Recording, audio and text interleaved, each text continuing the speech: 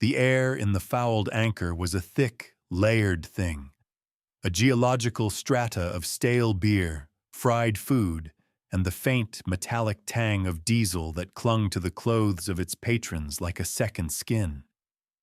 It was a place built from naval tradition and regret, its dark wood walls saturated with the ghosts of 1,000 sea stories, most of them lies.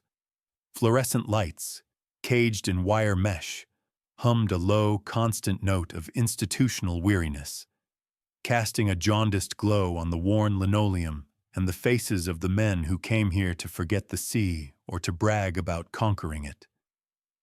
It was a place of loud noises and loud men, a self-contained ecosystem where the currency was bravado, and the apex predators were those who wore their operational histories on their sleeves, literally and figuratively.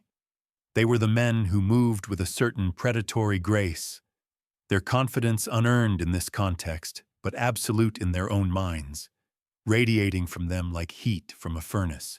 In a corner booth, seemingly insulated from the boisterous chaos by a bubble of profound stillness, a woman sat alone. She was unremarkable to the point of being nearly invisible. Her hair was a simple, functional brown, pulled back without ceremony. Her clothes were the uniform of anonymity, a plain gray sweater, dark jeans, practical boots. She nursed a glass of water, her posture relaxed but not slumped, a study in quiet observation. Her face, devoid of makeup, was a placid mask that gave away nothing of the furious calculus happening behind her eyes. She was cataloging the room, not with judgment, but with the dispassionate analysis of a systems engineer observing a machine. She noted the stress fractures in the bar's social dynamics, the load-bearing points of ego, the inefficient distribution of personnel. Her name was Eris Thorne, and in this moment, she was nothing and no one, a ghost at the feast, which was precisely how she preferred it. Her existence was a testament to the fact that the most dangerous things in the world are often the most overlooked. Chief Petty Officer Kyle Rourke, known to his teammates and his enemies as Havoc, was the opposite of overlooked. He was a monument to his own perceived greatness, carved from granite and fueled by cheap lager. His face looked like it had been chiseled by naval tradition itself, all sharp angles and a jaw that seemed permanently set against a headwind. He was a Navy SEAL, a fact he broadcast not with words, but with an overwhelming physical presence that demanded space and deference. He and his two teammates, call signs Reaper and Jester, occupied the center of the bar as if it were a conquered hilltop. They laughed too loudly, their shoulders were too broad for the narrow spaces between tables, and they treated the civilian bartender with the kind of condescending familiarity reserved for a particularly slow-witted pet. Rourke was a man who had confused competence in one specific violent arena with universal wisdom. He saw the world through the narrow aperture of a rifle scope, and anything that fell outside that view was either a target or an obstacle. It was Jester who noticed her first, nudging Rourke with an elbow. "Check out the wallflower, Chief. Think she's waiting for an autograph?" Rourke's eyes, chips of Arctic blue, swiveled towards the corner booth. He scanned her, his internal checklist running through a well-worn diagnostic of threat and value. He saw no uniform, no insignia of rank, no calloused hands of a fellow operator, no hardened features of a veteran. He saw only softness, stillness, and solitude. His mind, conditioned to categorize and dismiss, filed her away under irrelevant. But her stillness was an anomaly in the bar's chaotic environment, and anomalies bothered him. They were loose threads that needed to be pulled. He saw her quiet observation, not as a sign of discipline, but as a judgment, a silent critique from someone who had no right to even be in the same room as men like him. "Probably some analyst from Langley," Reaper grunted, his voice a low rumble. Came down here to see the real warriors in their natural habitat. The three of them shared a laugh that was sharp and cruel. It was the laughter of an exclusive club, designed to reinforce its own boundaries by mocking those outside of them. In their worldview, there were two kinds of people: the operators who kicked down the doors, and the vast, faceless support structure of clerks, analysts, and pencil pushers who existed only to file their paperwork and get in their way. They saw this woman, and through the distorted lens of their own hubris, saw the living embodiment of the bureaucracy they despised. Rourke drained his glass, slamming it down on the table with a crack that made the bartender flinch. He pushed himself to his feet, a slow, deliberate motion. "Let's go say hello," he said, the words slurring just enough to betray the alcohol. "Show her some hospitality." He moved towards her booth with the rolling gait of a man accustomed to walking on the deck of a ship, or perhaps just a man who believed the world should sway to accommodate him. The noise in the bar seemed to dip slightly as he approached, the other patrons sensing the shift in atmospheric pressure that preceded a storm. He was a lion, and he had just spotted a gazelle that did not have the good sense to look afraid. He loomed over her table, a shadow falling across her. She did not look up. She continued to stare into her glass of water as if it held the secrets of the universe. This, more than anything, stoked the furnace of his indignation. He was accustomed to a certain reaction: fear, awe, flirtation, intimidation. He was not accustomed to being ignored. "Pretty far from the office, aren't you?" he began, his voice a low, condescending drawl. He leaned down, placing his thick, scarred hands on her table, invading her personal space. "Don't see many of you paper pushers down here at the waterfront. Get lost on your way to the library?" Eris Thorne finally lifted her head. Her eyes, a shade of gray that seemed to absorb the light, met his. There was no fear in them. There was no anger. There was nothing but a calm, clinical assessment. It was the look a geologist gives a rock just before taking a hammer to it. "I'm where I need to be," she said, her voice even and quiet, yet it carried in the suddenly hushed room. It was a simple statement of fact, devoid of any emotional inflection. This was not the reaction he wanted. He wanted a flustered denial, a nervous laugh, some sign that she understood the power dynamic he was trying to establish. Her placid response was a denial of his entire worldview. It was like shouting at a mountain and receiving only silence in return. Jester and Reaper flanked him now, forming a loose, intimidating semicircle around the booth. The other patrons in the fouled anchor turned their heads, some with nervous anticipation, others with weary resignation. They had seen this play before. "You need to be learning some respect," Rourke snarled, his frustration mounting. "Men are drinking here. Men who do real work. We don't need our bars cluttered up with administrative staff." The insult was meant to sting, to reduce her to a function, a faceless cog in a machine she could never comprehend. He was drawing a line in the sand, separating the warriors from the clerks, the important from the insignificant. She did not flinch. She did not turn. A small, almost imperceptible smile touched the corner of her lips, a gesture of such profound and subtle amusement that it was more infuriating than any retort. It was the expression of a grandmaster watching a novice blunder their opening move in a game of chess. "Your definition of real work seems limited," she replied, her voice still unnervingly calm. She took a slow sip of her water, the motion deliberate and precise. She was a lioness allowing a jackal to dance at the edge of its kill radius, curious to see just how bold it would get before the inevitable conclusion. Rourke's face flushed a dark, mottled red. His training, his discipline, all the things that made him an effective operator in the field, were being eroded by alcohol and a bruised ego. He felt the eyes of the bar on him. He had initiated this confrontation, and now he could not back down without losing face. Her calm was a mirror, and in it, he saw his own boorishness reflected back at him, a sight he could not stand. He reached out, his hand a blur of motion, and slapped her glass of water. It flew from her hand, spun through the air, and shattered against the far wall, the sound like a gunshot in the tense silence.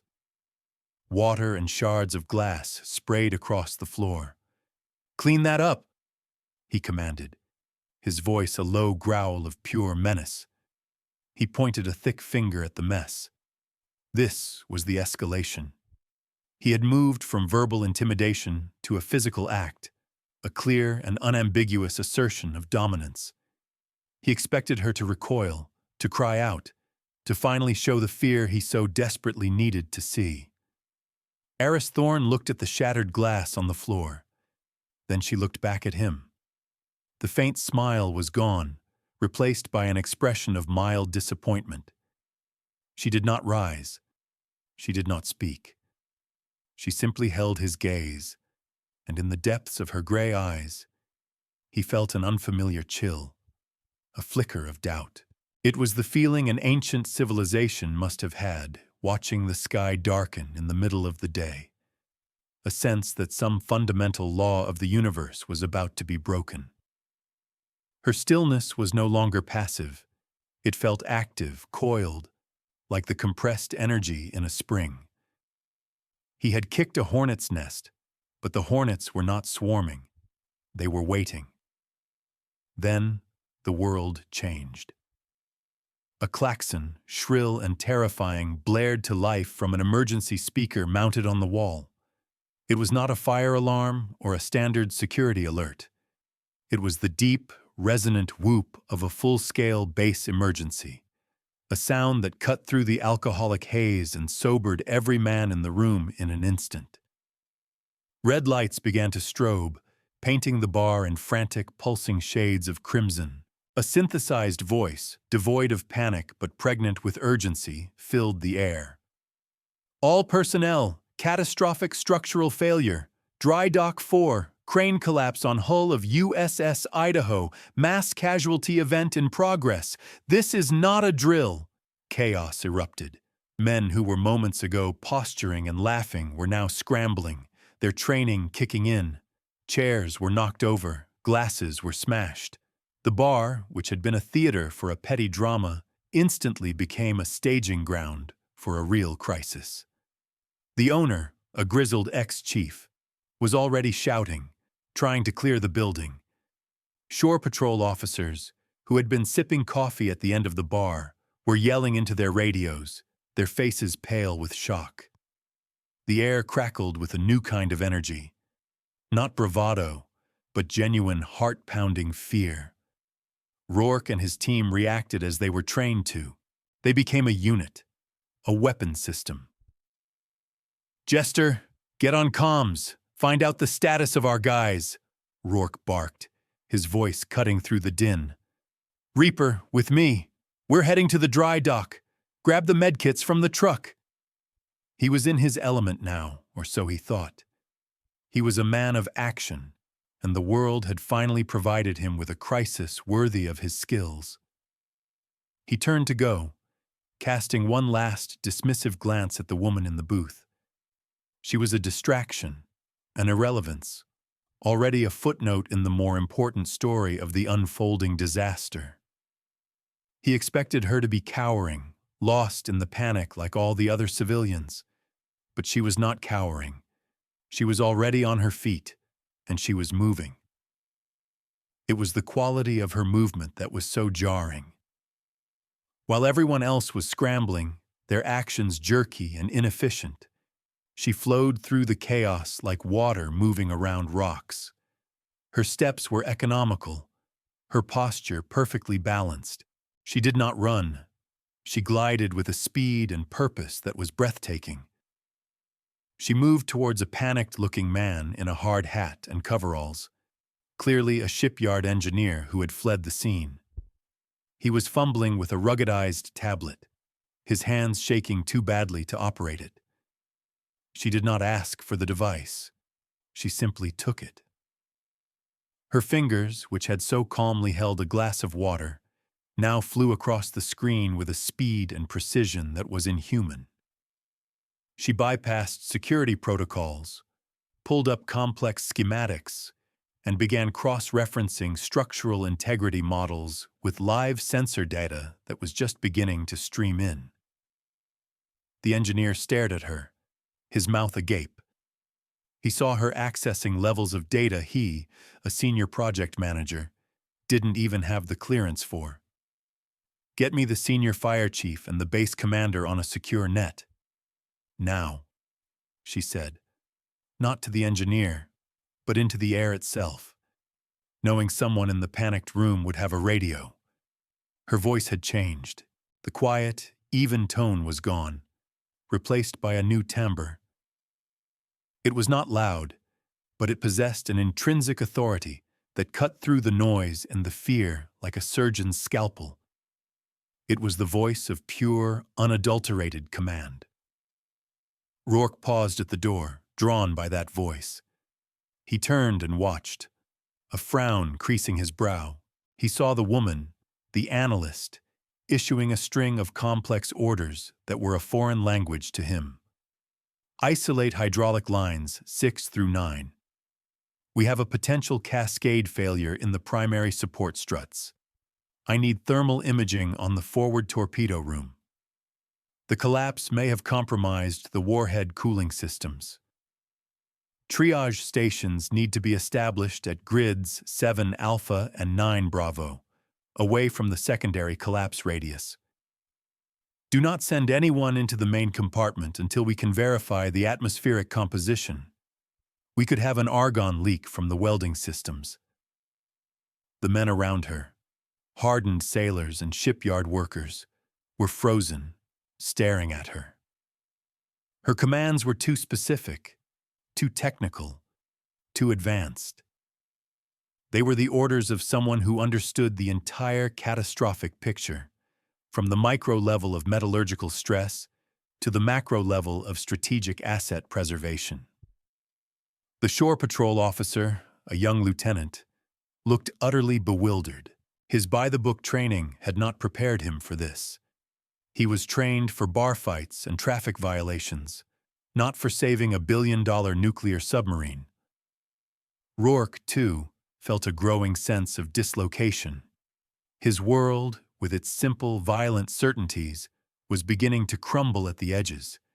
He was a hammer, but this was not a nail. It was a fusion reactor, and he had no idea how to even begin to fix it. He did the only thing he knew how to do. He asserted his authority. He strode back towards her, his face a thunderous mask of indignation. "Who the hell do you think you are?" he yelled, his voice cracking with the strain of his own confusion. "You stand down. This is a military disaster scene. We handle this." Reaper and Jester moved with him, their loyalty to their chief absolute, even in the face of this bizarre, unfolding reality. They saw a civilian trying to take command, and their training dictated one response: shut it down. They moved to box her in, to physically remove her from the command position she had so effortlessly assumed. Rourke reached for her arm, intending to haul her out of the way. It was a fatal miscalculation. It was the mistake of a man who believed his physical strength was the ultimate arbiter of any conflict. What happened next was not a fight. A fight is a contest. This was a physics lesson. As Rourke's hand closed on her arm, Eris Thorne moved. It was a single, fluid, economical motion, a paradigm of kinetic efficiency. She did not resist his pull. She used his own momentum against him, flowing with it like a matador sidestepping a charging bull. Her left hand came up, not in a fist, but with two fingers extended, striking a precise point just below Rourke's jaw. A nerve cluster that sent a blinding, disorienting shockwave through his central nervous system. His vision exploded in a starburst of white light, and his legs turned to jelly. Simultaneously, as Reaper lunged from her right, she pivoted. Her right arm snaked under his, not to block, but to lock his elbow joint. She applied a fractional amount of pressure in the opposite direction the joint was designed to bend. The pain was exquisite, instantaneous, and absolute. Reaper's mind, a highly trained instrument of violence, was completely overwhelmed by the singular, blinding signal of joint failure. He went down, not with a shout, but with a choked gasp, curling into a fetal position on the floor. Jester, coming from her left, was the last.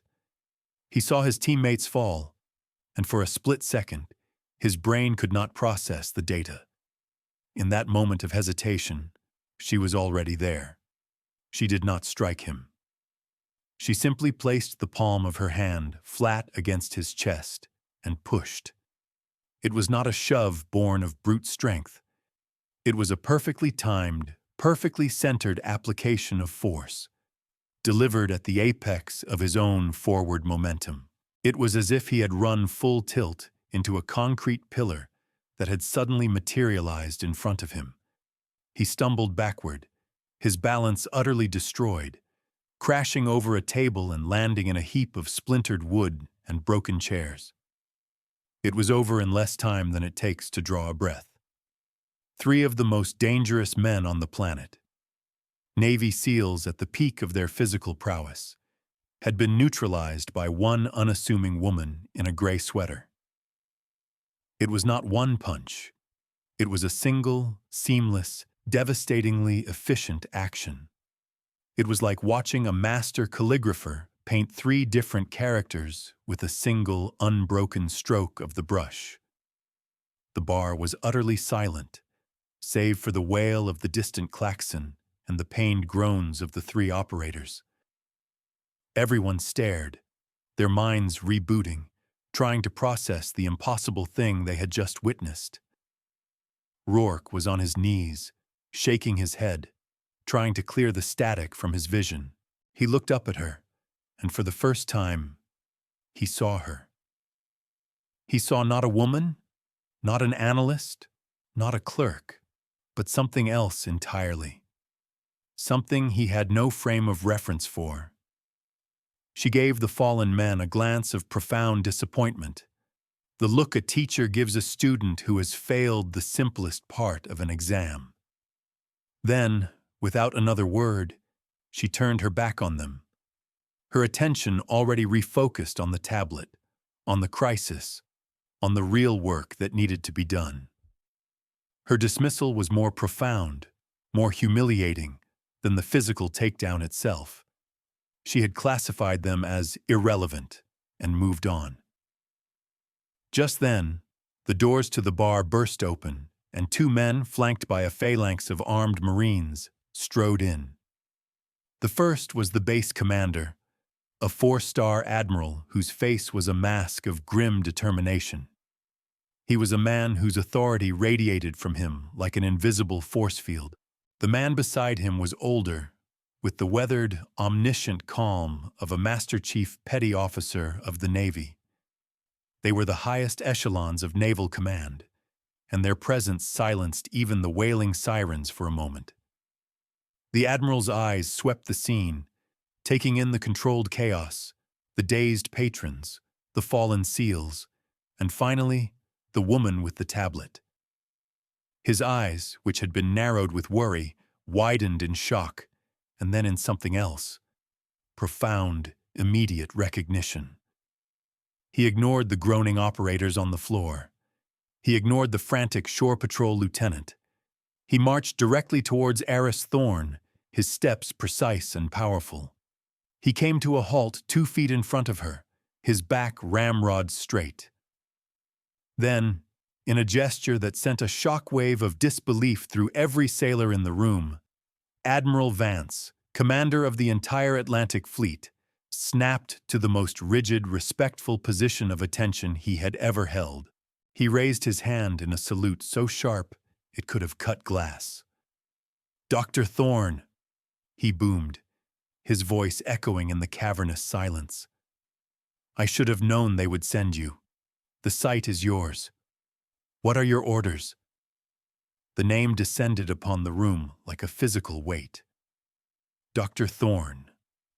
The title recontextualized everything, but it was the Admiral's posture, the absolute deference from a man who deferred to no one, that truly shattered the foundations of reality for everyone present, especially for Kyle Rourke.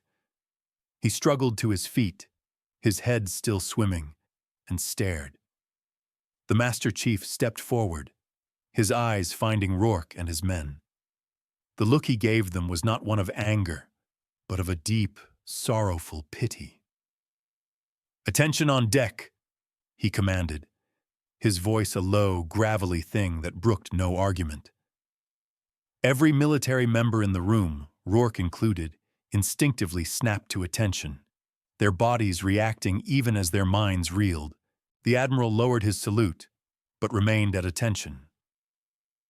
"For those of you who are confused," he said, his gaze sweeping the room before landing squarely on Rourke, "you are in the presence of Dr. Aris Thorne.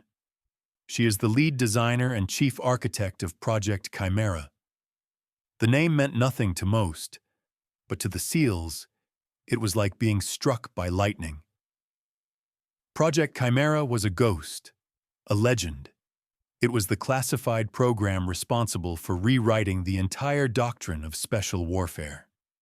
It analyzed and optimized human performance, combat medicine, and strategic thinking for Tier 1 assets. The men who went through its rumored selection process were said to be more than human.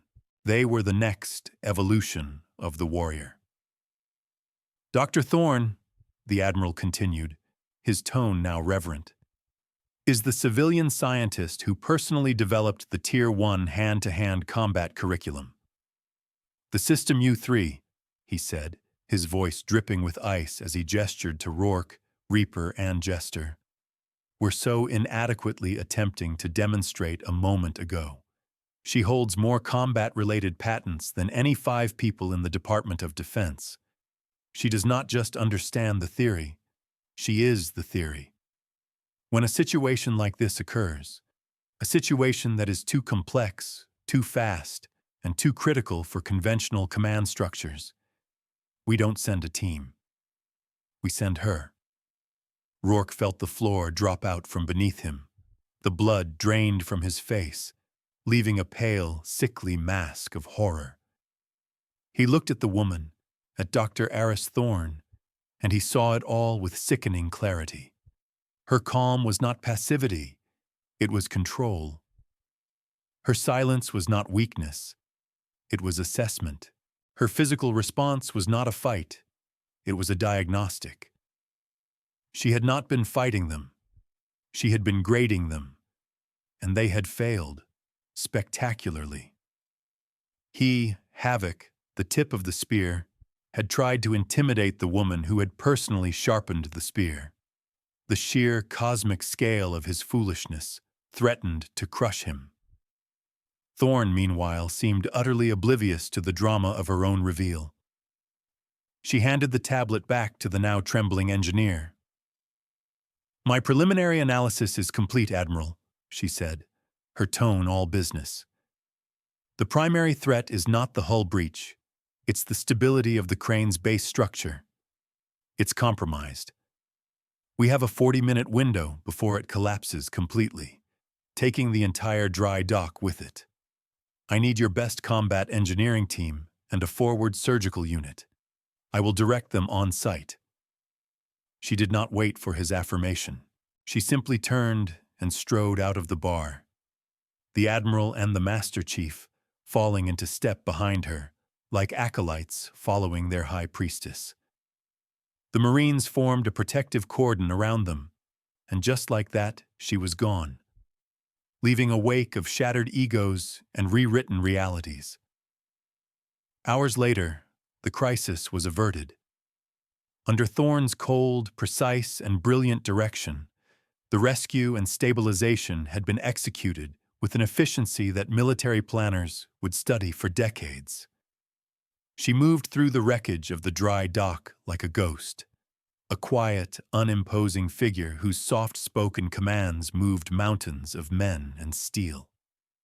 She choreographed the complex dance of welders, medics, and engineers with the detached genius of a master conductor, preventing a billion-dollar disaster and saving scores of lives. By the time the sun rose, she was gone again, vanished back into the classified shadows from whence she came, leaving behind only the legend of her presence. Rourke, Reaper, and Jester were summoned to the Admiral's office. They stood at rigid attention on the plush carpet, the scent of ozone and victory in the air doing nothing to quell the acid churning in their stomachs. The Admiral sat behind a desk the size of a small boat, his face carved from stone. Dr. Thorne was not there. For a moment, Rourke allowed himself a sliver of hope that she had simply forgotten them, that they were too insignificant to warrant further notice. The Admiral let the silence stretch, using it as an instrument of psychological torture. "I have read the preliminary reports," he began, his voice dangerously soft, "both on the dry dock incident and the preceding events at the fouled anchor. Master Chief Rourke, you are a decorated operator.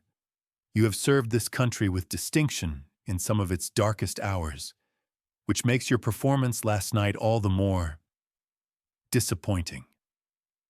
He picked up a pen, turning it over and over in his fingers.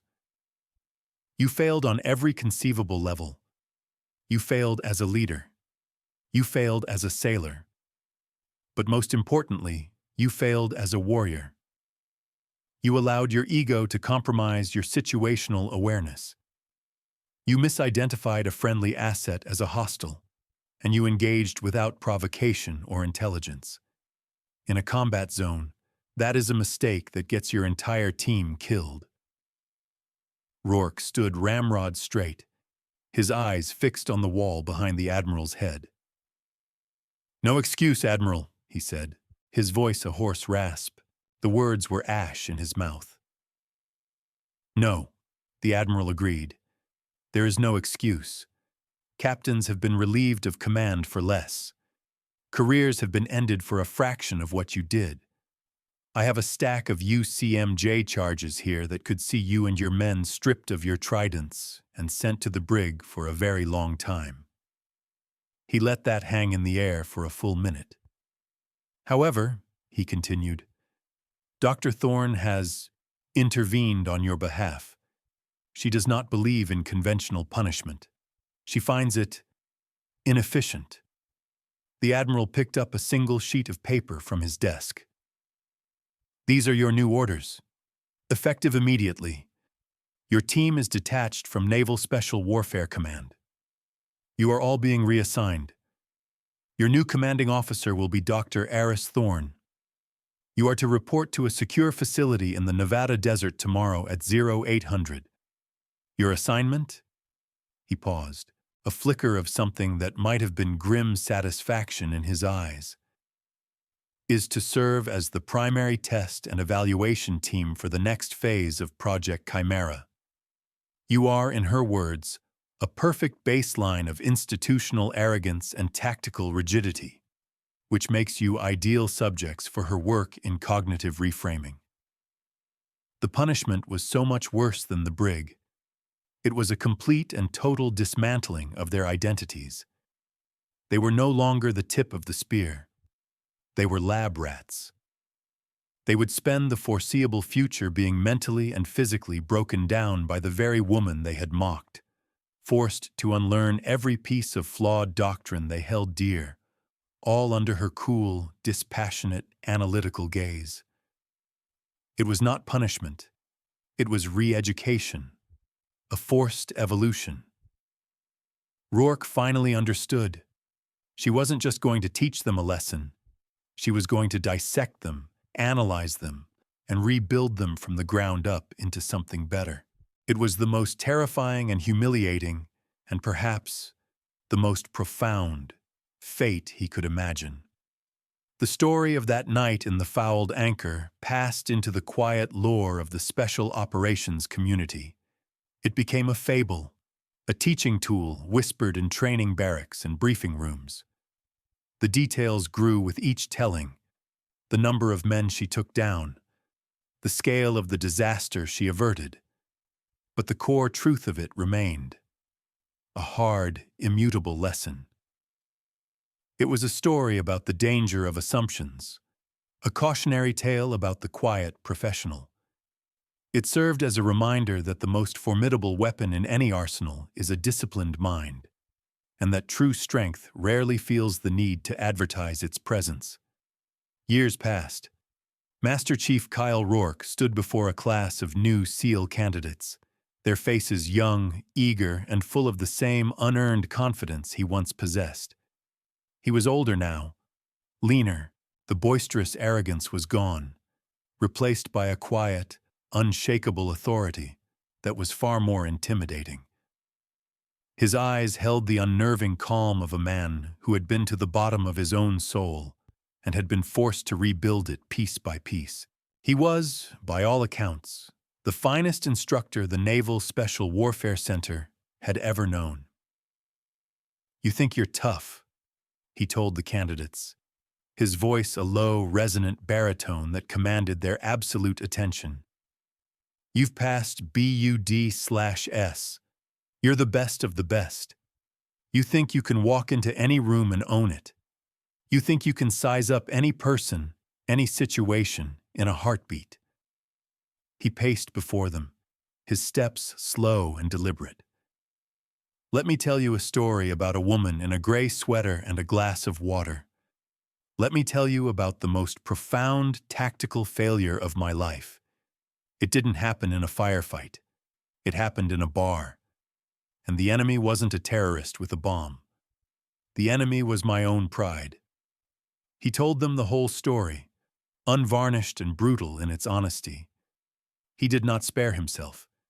He detailed his own arrogance, his condescension, his catastrophic misjudgment. He described the clinical, effortless way she had dismantled him and his team, not with anger, but with a kind of disappointing precision.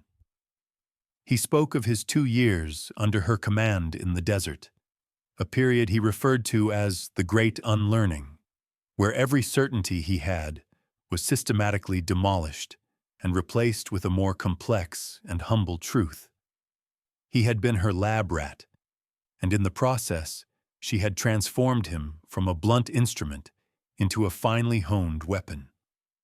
The explicit moral of the story, the lesson that Rourke hammered into every new generation of operators, was simple, yet it was the hardest for men like them to learn. True strength is not loud. It is quiet. True confidence is not demonstrated. It is possessed. Authority is not taken. It is earned through competence. The most dangerous person in the room is never the one who is making the most noise. It is the one who is watching, listening, and thinking. It is the one you underestimate. The story served as a permanent inoculation against the disease of hubris, a lesson paid for in the currency of one man's public humiliation, ensuring that future generations would not make the same mistake. The legend of Dr. Eris Thorne was not just about her incredible skill. It was a foundational principle, a reminder to always look past the surface. Because in the complex calculus of modern warfare, the unassuming analyst in the corner might just be the one who designed the entire game, and she does not suffer fools gladly.